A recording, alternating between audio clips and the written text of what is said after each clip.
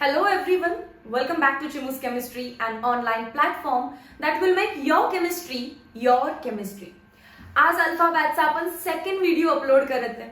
First व्हिडिओमध्ये नेमकं alpha batch काय आहे, त्याच्यामध्ये कोणते टॉपिक शिकवले जाणार आहेत आणि किती थेअरी टेस्ट असणार आहेत याचं प्रॉपर इन्फॉर्मेशन तुम्हाला प्रोव्हाइड केलेली आहे. जर तुम्ही नवीन स्टुडंट असाल आणि तो व्हिडिओ पाहिला नसेल तर इथे वरती आय बटन दिसत असेल त्याच्यावरती क्लिक करा. सेकंड व्हिडिओमध्ये म्हणजेच आज आपण प्रॉपर त्याचं पेपरचं वेटेज काय आहे हे चेक करायचंय. जर केमिस्ट्रीला 16 टॉपिक आहे तर प्रत्येक टॉपिक वाईज काय वेटेज आहे. जो अॅन्युअल बोर्ड एक्झामचा पेपर असणार आहे तो 70 मार्क्सचा असणार आहे आणि त्याची स्ट्रॅटेजी आपली काय आहे हे आपल्याला पाहिजे. सो विदाउट वेस्टिंग टाइम सगळ्यात पहिल्यांदा सगळेजण डिस्क्लेमर रीड करा. Take chemistry text book, notebook and pen before you start this video. Just watching this video is waste of time. If you really want to score well, start noting it down. मी जितकं काही सांगते ते तुम्हाला note down करायचंय. So सगळ्यात पहिल्यांदा video pause करा, केमिस्ट्रीची notebook, pen आणि केमिस्ट्रीची टेक्स्ट बुक घेऊन बसा. Let us start with physical chemistry. इंडेक्सचं पेज ओपन करा. फिजिकल केमिस्ट्रीमध्ये पहिले 6 टॉपिक येतात: solid, solution, ionic, chemical thermodynamics, electrochemistry आणि केमिकल कायनेटिक्स. हे मी रीड आउट करण्यापेक्षा तुमच्या समोर मार्क्स आहेत. टेक्स्ट बुक मध्ये आता व्यवस्थित नोट करा. सॉलिड स्टेट 3 मार्क्स आणि 5 मार्क्स विथ ऑप्शन असतात.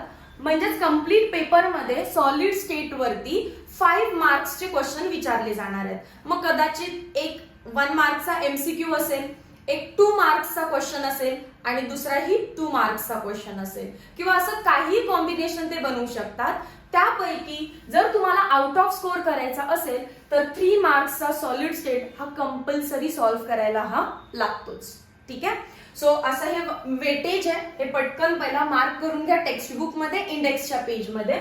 सॉलिड स्टेट, सोल्युशन, आयोनिक हे तिन्हीचं वेटेज जवळपास सेमच आहे. 3 आणि 4 मार्क्स नियरली सेम आहे. मग फिजिकल केमिस्ट्रीचा हायली वेटेज टॉपिक कोण आहे? Chemical thermodynamics. 6 मार्क्सचं तुम्हाला अटेम्प्ट करायचं आहे आणि टोटल पेपरमध्ये 8 मार्क्सचे क्वेश्चन तुम्हाला तिथे दिसणार आहेत. 8 मार्क्स जरी तुम्ही स्वतः अटेम्प्ट केले तर बाकीचे हे सगळे ऑरला जाऊ शकतात. सो एकच टॉपिक केमिकल थर्मोडायनामिक्स ज्याचं वेटेज तुम्हाला असं भरभक्कम दिसतं आणि सेकंड टॉपिक आहे इलेक्ट्रोकेमिस्ट्री. सर कोणाच्या डोक्यात असं असेल की मी थर्मो आणि इलेक्ट्रो अवघड टॉपिक आहे त्यामुळे मी ऑरला टाकणार आहे, त्यांच्यासाठी ही रेड लाईट आहे, रेड नोटीस आहे. चेक करा.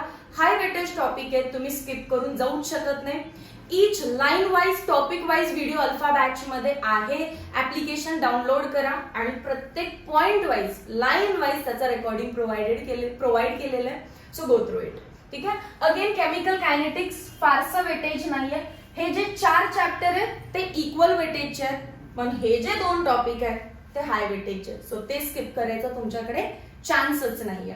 सो टोटल फिजिकल केमिस्ट्री 26 मार्क्सचा आपल्याला अटेम्प्ट करायचे कंपल्सरी जर तुम्हाला आउट ऑफ स्कोर करायचा असेल तर. पण पेपरमध्ये 38 मार्क्सचं फिजिकल केमिस्ट्री असणार आहे. ओके. चलो नेक्स्ट आपण जाऊया इनऑर्गॅनिक केमिस्ट्रीकडे. इनऑर्गॅनिक केमिस्ट्रीमध्ये 3 टॉपिक आहेत: elements of group 16, 17, 18, transition and inner transition elements आणि कोऑर्डिनेशन कंपाऊंड्स. या तिन्हीचंही वेटेज नियरली सेम आहे, 6, 6, 5. या 3 पैकी एक टॉपिक कोणताही तुम्ही ऑरला टाकू शकता आणि इवन दो तुम्हाला आउट ऑफ आउट मार्क्स पडू शकतात. ऍक्च्युली ऍज अ टीचर मी कोणाला असं सजेस्ट नाही केलं पाहिजे की तुम्ही हा टॉपिक ऑरला टाका, बट स्ट्रॅटेजी एक्सप्लेन करते मी तुम्हाला. तो स्ट्रॅटेजीमध्ये असे हे छोटे छोटे लूपहोल्स असणार आहेत. Let me explain. 3 पैकी एक टॉपिक ऑरला कसा काय जाऊ शकतो. पूर्ण इनऑर्गॅनिक केमिस्ट्री 23 मार्क्सचा सेट होणार आहे पेपर. त्यापैकी 17 मार्क्स आपल्याला अटेम्प्ट करायचे, म्हणजे 23 मायनस 17 6 मार्क हे असेही पेपरमध्ये ऑरचेच असणार आहे. मग जर एलिमेंट्स ऑफ ग्रुप 16, 17, 18 तुम्ही ऑरला टाकला तर बाकीचे हे जर 2 टॉपिक आपण पकडले तर हे तुम्हाला परफेक्ट आले पाहिजेत. परफेक्ट बिना काही स्किप. साधा एक सिंगल पॉइंट पण मग स्किप करायचा नाही. सो तुम्ही कोणते 2 चूज करा. कोऑर्डिनेशन आणि मग 16, 17, 18 चूज केलं तर तो परफेक्ट पाहिजे. मग इनर ट्रान्झिशन तुम्ही ऑरला टाकला तरी पण चालेल. बट जे 2 टॉपिक चूज करताय ते एक्स्ट्रीम लेवलचे परफेक्ट पाहिजेत. ओके, अदरवाइज 3 टॉपिक करा जेवढे जमतायत तेवढे. काही ना काहीतरी ह्याच्यामध्ये 15 का होईना आपण अटेम्प्ट करूच शकतो. त्याच्यानंतर पुढे चला, ऑर्गॅनिक केमिस्ट्री. 4 टॉपिक्स आहेत. Halogen derivative, alcohol, phenol, ether, याला शॉर्टली आपण APE म्हणतो. Aldehyde, ketone, carboxylic acid called as AKC आणि अमाइन्स.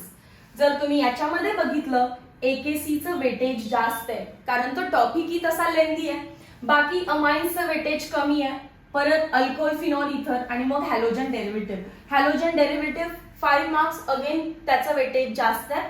सो तुम्हाला हॅलोजन केला, तुम्ही अभ्यास केला असेल तर तुम्हाला समजलं असेल हॅलोजन आणि अल्कोहोल, फिनॉल, इथर मध्ये काही फार फरक नाहीये. तुम्ही हॅलोजन केला की तुमचे अल्कोहोल, फिनॉल, इथरचे क्वेश्चन सुटतातच. आणि मग AKC. सो हॅलोजन आणि AKC असे हे 2 ऑर्गॅनिकचे टॉपिक आहेत की जे तुम्हाला तोंडपाठ असले पाहिजेत. अल्कोहोलचे क्वेश्चन तुम्हाला आरामात सुटून जातील आणि अमाइन्स तसंही त्याचं वेटेज लो आहे. सो प्रॅक्टिस केली तुम्ही 2-3 टाइम्स त्या चॅप्टरची तरी पण होऊन जाईल. एक्सरसाइज मधल्या क्वेश्चन्स वरती जास्त फोकस करायचा आहे. ठीक आहे. सो ऑर्गॅनिक केमिस्ट्री टफ नाही आहे. 25 मार्क्सचा पेपर सेट होणार आहे, त्यातले 18 मार्क्स आपल्याला अटेम्प्ट करायचे. सो याची पूर्ण रिस्पॉन्सिबिलिटी माझी. मी ऑर्गॅनिक केमिस्ट्री तुमचा लाईव्ह करून घेईन. Halogen, alcohol, AKC, amines. So will do that. आपण लवकरच ऑर्गॅनिकचे सेशन स्टार्ट करणार आहे. ठीक आहे. And then last is applied chemistry. Applied केमिस्ट्रीचे 3 टॉपिक आहेत, biomolecules, polymer chemistry, green and nano chemistry. But तिघांचंही वेटेज सेम आहे. टोटल 12 मार्क्सचे क्वेश्चन तुम्हाला तिथे दिसणार आहेत. पण त्यापैकी आपल्याला अटेम्प्ट किती करायचे असतात? फक्त 9 मार्क्स. म्हणजे 3 मार्क्स तसेही परत ऑरला जात आहेत. याचा अर्थ कुठलाही एक चॅप्टर. अगेन सेम थिंग, जर एक तुम्ही ऑरला टाकला तर बाकीचे 2 ऍट मोस्ट परफेक्ट पाहिजेत तुमचे. त्याच्यामध्ये काहीही तडजोड नाही. पण आपण त्या लेवलचे परफेक्शनचे स्टुडंट आहे का हा क्वेश्चन तुम्ही स्वतःला विचारा. इफ नॉट, 3 चॅप्टर करायचे. कधी कधी असं होतं की ग्रीन केमिस्ट्री परफेक्ट केला आणि त्याच्यातला एखादा क्वेश्चन आला ऐन टाइमला आठवलेला नाहीये. सो सगळे चॅप्टर्स करा. ऑरला टाकणं ही स्ट्रॅटेजी आहे, पण स्ट्रॅटेजी त्या मुलांसाठी असते की जे एकदम परफेक्टली स्टडी करू शकतात. सो पूर्ण 16 मध्ये एक टॉपिक असा असू शकतो इनऑर्गॅनिकचा आणि अप्लाइडचा की जो तुम्ही ऑरला टाकू शकता. बाकी फिजिकल आणि ऑर्गॅनिक मधला कुठलाच टॉपिक ऑरला जाऊ शकत नाही. हे या स्ट्रॅटेजी आणि मार्किंग स्कीम मधून आपल्याला समजतं. आता समजा मी जर एक्झामिनर आहे आणि मला केमिस्ट्रीचा बोर्ड एक्झामचा पेपर सेट करायला सांगितला तर मी रॅन्डम पेपर सेट नाही करू शकत. देर आर सम गाईडलाईन्स की जे टीचरनी फॉलो करायचे असतात in order to set the theory board exam paper for any subject. तर केमिस्ट्री सब्जेक्टसाठी त्या गाईडलाईन्स काय आहेत बघा.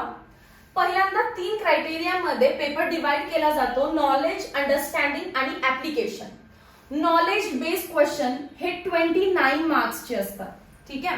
म्हणजे तुम्हाला केमिकल कायनेटिक्सचं एक्झाम्पल घेतलं तर केमिकल कायनेटिक्स मध्ये के काय आहे? रेट कॉन्स्टंट आहे किंवा त्याचं दुसरं नाव काय आहे? वेलोसिटी कॉन्स्टंट आहे. दिस इज नॉलेज की तुम्ही टेक्स्टबुक बेस्ड क्वेश्चन किती सॉल्व्ह करू शकता.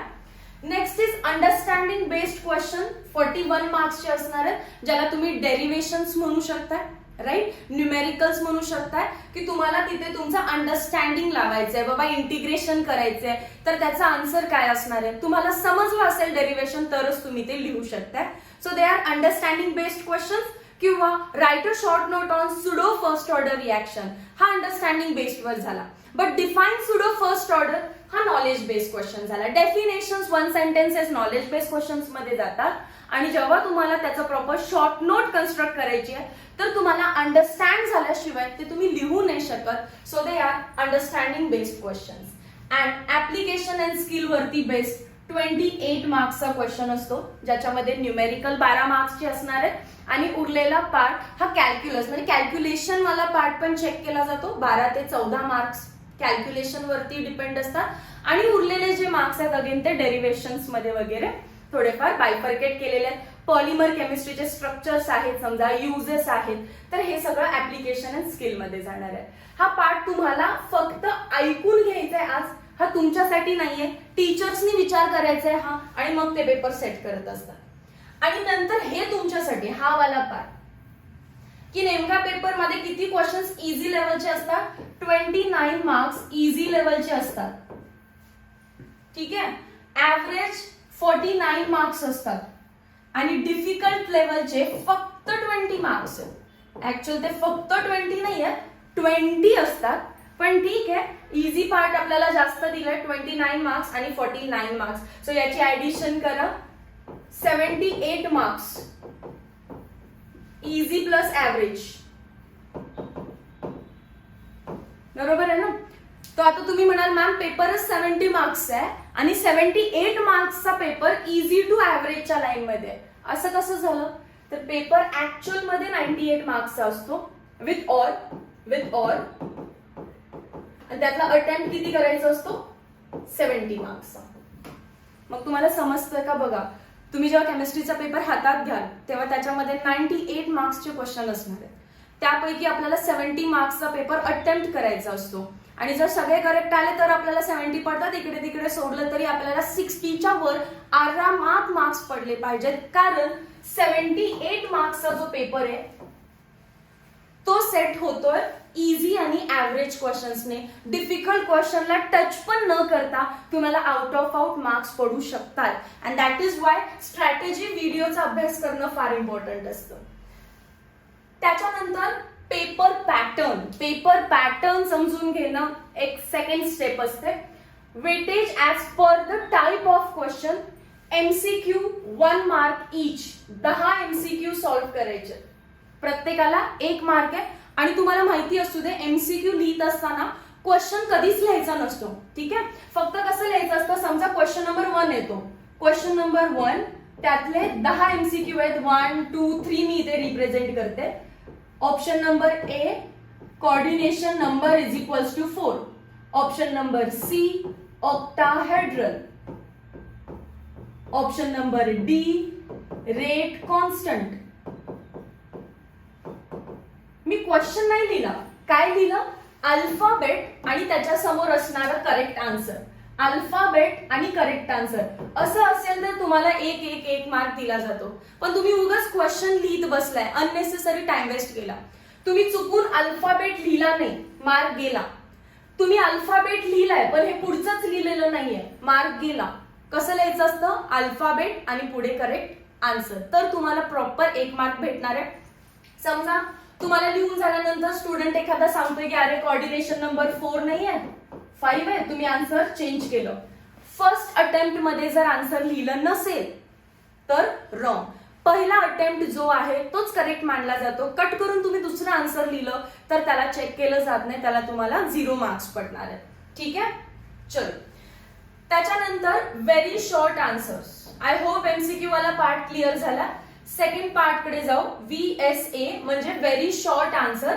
व्हेरी शॉर्ट आन्सर हे अगेन 1 मार्कचे असतात and they should be written in 1 sentence.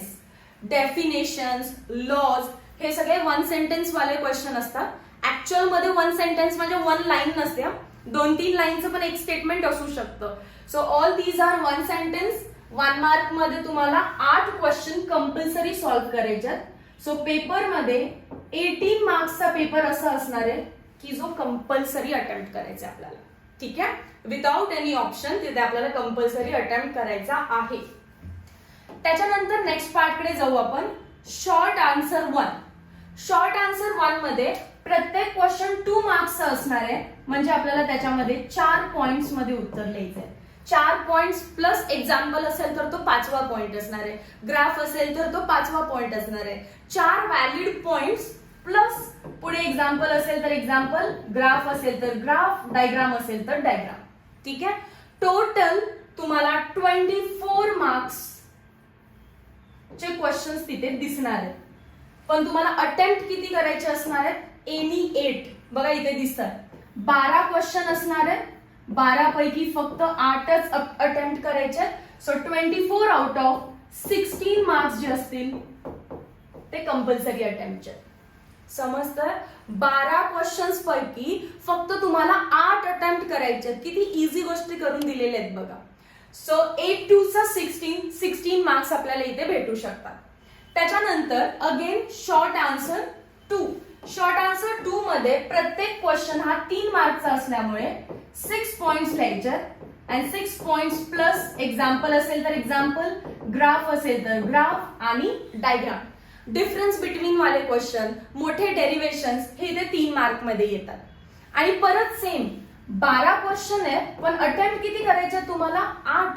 अरे इतका ऑप्शन सोबत तर आपला 8वी 9वी 10वीतला पण पेपर नसायचा, राईट? 12 पैकी 8. सो अगेन टोटल जरी इथे 36 मार्क्स दिसत असतील तर 36 पैकी 36 नाही पाडायचे तुम्हाला. तुमचा स्कोर किती असणार आहे? फक्त इथे 24 अटेम्प्ट करायचे.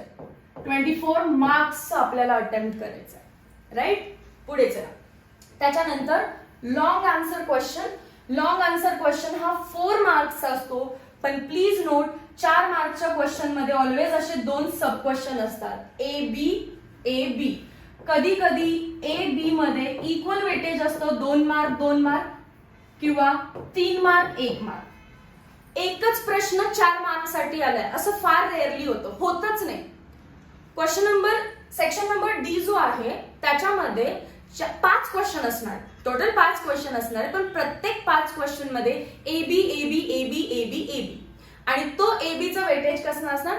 2 मार्क्स किंवा 1 मार्क्स. त्याच्यामध्ये 5 पैकी आपल्याला 3 अटेम्प्ट करायचे. सो 20 मार्क्सचं भले दिसत असेल, फक्त 12 मार्क्सचं अटेम्प्ट करायचे. पेपर मध्ये 98 मार्क्सचे क्वेश्चन असणार आहेत, जे की 70 मार्क्स फक्त अटेम्प्ट करायचे आपल्याला. समजलं?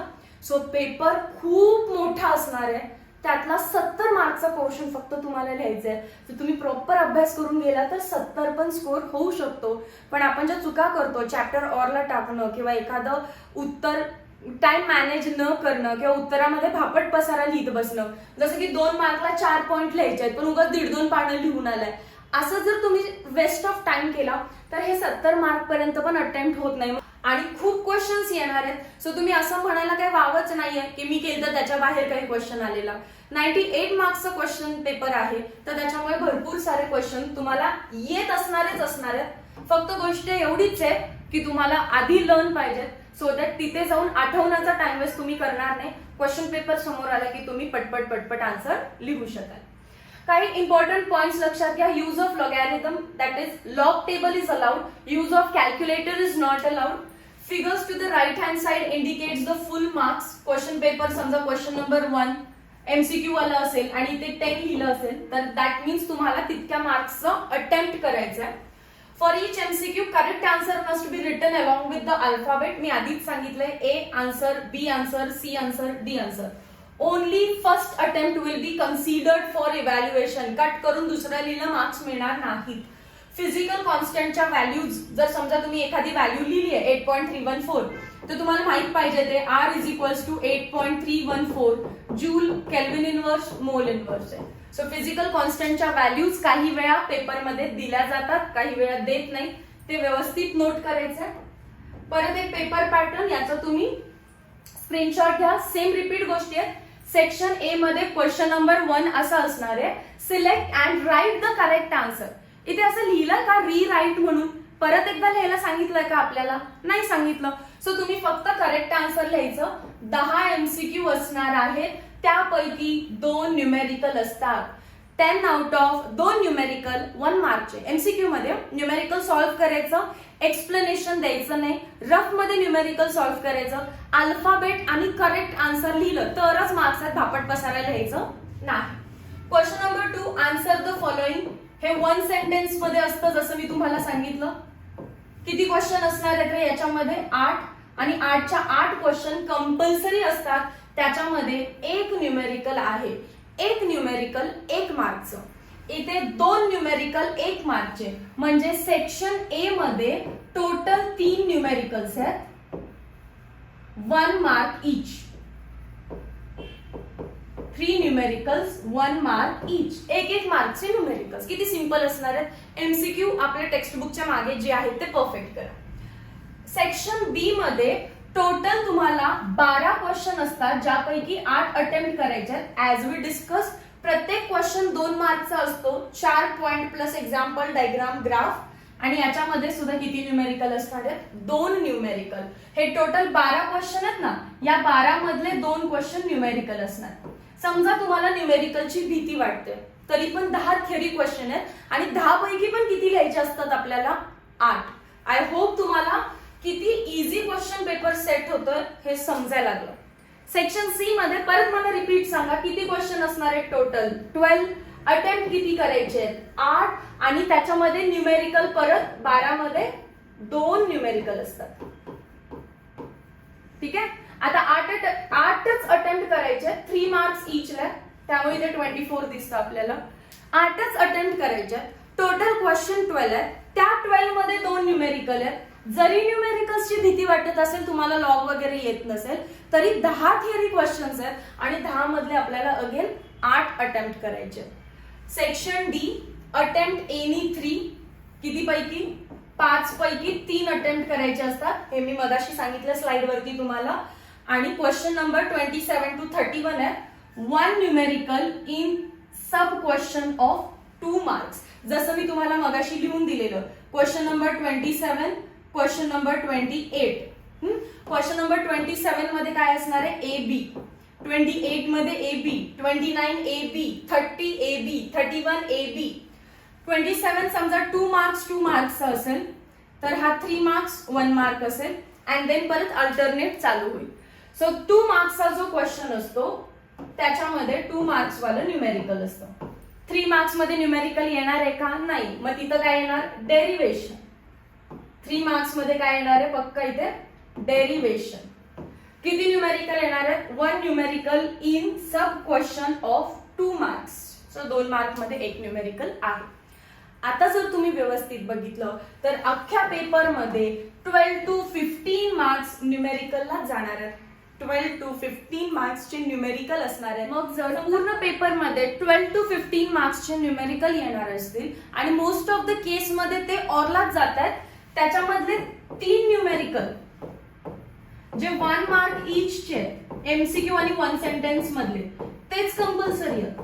बाकी सगळे ऑरला जाऊ शकता जर तुमची थिअरी परफेक्ट असेल तर. And if you are good at using log table तर मग पेपरच इझी आहे. सो तुम्हाला प्रॉपर ग्राउंड माहिती पाहिजे. एखादा गेम जर तुम्हाला खेळायचा असेल तर समजा क्रिकेटचे एक्झाम्पल घ्या. कुठे बॉल गेल्यानंतर 6 आणि कुठे बॉल गेल्यानंतर 4 आहे हे व्यवस्थित माहिती पाहिजे. त्या दिशेने तुम्ही बॉल मारू शकता. तर त्याच्यामुळे जर तुम्ही बोर्डची एक्झाम देत असाल तर एक्झॅक्टली काय पेपर पॅटर्न आहे, कुठल्या चॅप्टरचं किती वेटेज आहे, सो दॅट कुठला चॅप्टर आधी करायचा, कुठला चॅप्टर फर्स्ट रिवाइज करायचा, ह्याचं प्रॉपर प्लॅनिंग तुमच्याकडे असलं पाहिजे. This is all about chemistry paper pattern. Similar way मध्ये तुम्ही मॅथ्स, बायोलॉजी, फिजिक्स या तिन्हीचे तुमच्या स्ट्रॅटेजीज बनवा and then start preparing. Definitely तुम्हाला स्कोर जास्त होईल. Meet you in next video lecture. Till then, thank you so much.